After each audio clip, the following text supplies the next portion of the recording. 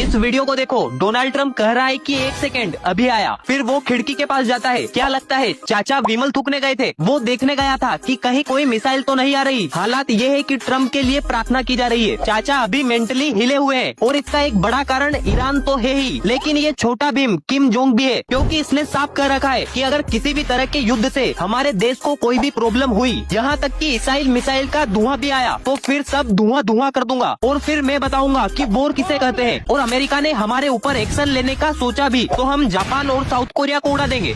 इस बयान के बाद जापान वालों ने पूछा भी कि हमें क्यों, हमने तो कुछ भी नहीं किया। तो कहता है कि वो सब मैं नहीं जानता, तुम्हें उड़ा देंगे बस। और इससे डर सबको इस वजह से भी लगता है क्योंकि इसका सबको पता है कि ये शुरुआत ही परमाणु बम से करेगा। रिमोट हाथ में या टेबल पर ही होता है। अगर ट्रम्प ने गलती से भी कहा कि हमारे बीच मत आओ वरना तुम्हें गोली मार देंगे। इसको मेरे को गोली मार देगा, मेरे को बड़ा चंडाल है, बड़ा